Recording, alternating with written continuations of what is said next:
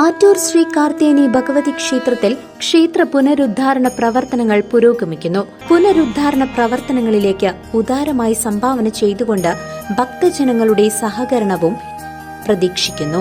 ആറ്റൂർ ശ്രീ കാർത്യായനി ഭഗവതി ക്ഷേത്രത്തിലെ പുനരുദ്ധാരണ പ്രവർത്തികളുടെ ഭാഗമായി നവീകരിച്ച ഗണപതി ശ്രീകോവിൽ സമർപ്പണം നടന്നു.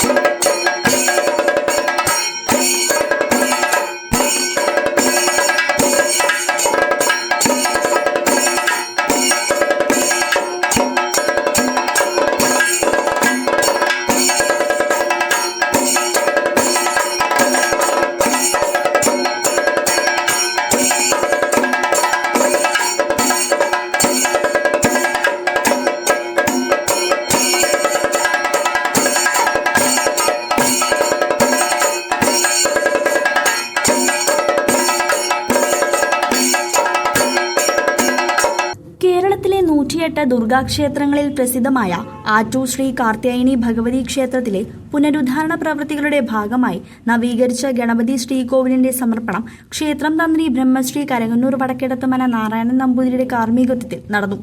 നിറഞ്ഞ ഭക്തജന സാന്നിധ്യത്തിൽ ഗണപതിക്ക് കലഭാഭിഷേകം, നവകം, കാർത്യായനി ഭഗവതിക്ക് നവകം, പഞ്ചഗവ്യം തുടങ്ങിയ പ്രത്യേക ചടങ്ങുകളും നടന്നു. ശ്രീ തൃപ്പങ്ങോട്ട് പരമേശ്വരന്മാരാരുടെ നേതൃത്വത്തിൽ മേളം, സോപാന സംഗീതം എന്നിവ അവതരിപ്പിച്ചു. നവീകരണ പ്രവൃത്തികളിൽ 1-ാം ഘട്ടത്തിലെ ശ്രീകോവിൽ നവീകരണത്തിനു ശേഷമുള്ള 2-ാം ഘട്ടത്തിലെ ചുറ്റമ്പലം നവീകരണ പ്രവർത്തനങ്ങൾ പുരോഗമിക്കുന്നതിനാൽ ഭക്തജനങ്ങളുടെ സഹകരണം ക്ഷേത്രം സംരക്ഷണ സമിതി അഭ്യർത്ഥിച്ചു. ക്ഷേത്രത്തിൽ നമ്മൾ അനവധി കാലമായിട്ട് ആഗ്രഹിച്ചുകൊണ്ടിരുന്ന ഒരു വലിയൊരു പ്രയത്നം ഭഗവതിയുടെ അനുഗ്രഹം കൊണ്ട് അതിൻ്റെ 1-ാമത്തെ ഘട്ടം നമ്മൾ പൂർത്തീകരിച്ചിരിക്കുകയാണ്. വളരെ വിശേഷപ്പെട്ട ഈ ക്ഷേത്രം ചിരപുരാതനമായിട്ടുള്ള ഒരു ക്ഷേത്രമാണ്.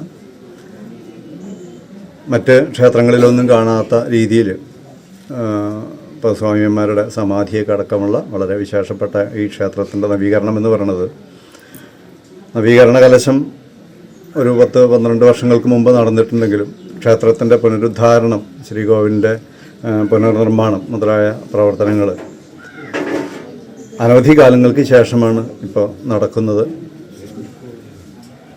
ഏകദേശം 1 കോടിയോളം രൂപ ചെലവഴിച്ച് ഈ ശ്രീകോവിലിൻ്റെ പണി ഇപ്പോൾ പൂർത്തീകരിച്ചിരിക്കുകയാണ്. അതോടൊപ്പം നമ്മുടെ ഈ ക്ഷേത്രത്തിലെ വളരെ വിശേഷപ്പെട്ട ശ്രീ മഹാഗണപതിയുടെ പ്രതിഷ്ഠ നമ്മൾ ഈ പണിക്ക് വേണ്ടിയിട്ട് ഗണപതിയെ ബാലാലയത്തിലേക്ക് മാറ്റിയിരുന്നു.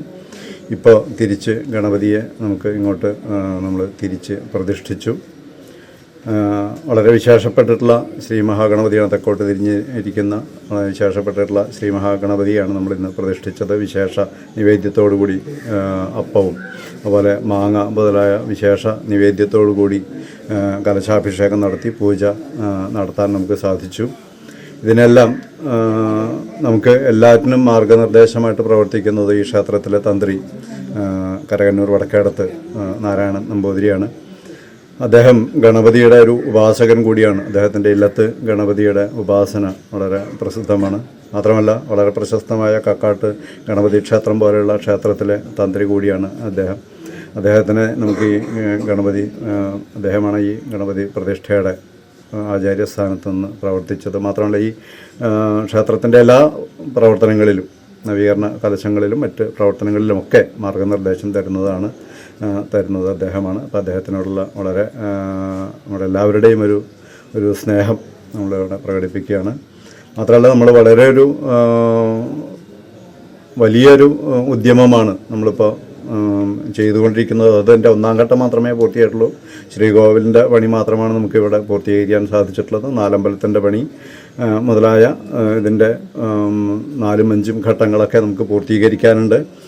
ഇത് നമുക്ക് ഇത്രയും പൂർത്തീകരിക്കാൻ സാധിച്ചത് ഭഗവതിയുടെ അനുഗ്രഹം കൊണ്ടും ഭക്തജനങ്ങളുടെ വളരെ ഉദാരമായിട്ടുള്ള സഹായം കൊണ്ട്, സഹകരണം കൊണ്ടാണ് നമുക്കിത് ചെയ്യാൻ സാധിച്ചത്. ഇനിയും ഭക്തജനങ്ങളുടെ സഹകരണം ഉണ്ടാവുമെന്ന് തന്നെയാണ് നമ്മുടെ പ്രതീക്ഷ. ഇതിൻ്റെ 2-ാം ഘട്ടവും അല്ലെങ്കിൽ അടുത്ത ഘട്ടങ്ങളൊക്കെ ഇതിനേക്കാൾ ഭംഗിയായിട്ട് നമുക്ക് പൂർത്തീകരിക്കാൻ സാധിക്കും എന്ന് തന്നെയാണ് നമ്മുടെ ഒരു വിശ്വാസം. അതിന് ഭഗവതിയുടെയും ശ്രീ മഹാഗണപതിയുടെയും അനുഗ്രഹം ഉണ്ടാവണം. എല്ലാ ഭക്തജനങ്ങളുടെയും സഹായ സഹകരണങ്ങൾ ഉണ്ടാവണം. നമ്മുടെ ഈ പ്രദേശത്ത് തന്നെ ഏറ്റവും വിശിഷ്ടമായ ഒരു വളരെ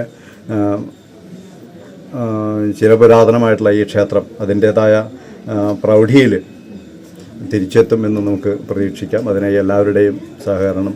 CCV ന്യൂസ് ചേലക്കര.